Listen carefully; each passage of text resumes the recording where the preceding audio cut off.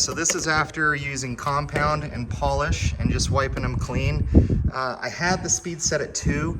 I really didn't want to go super fast on this, but they look really good. And I do have this clear coat spray, the headlight coating that I'm going to put on this to help protect it, so it should even clean them up even better. But can't really tell if I need to go over this again, but I think it looks really good for the most part.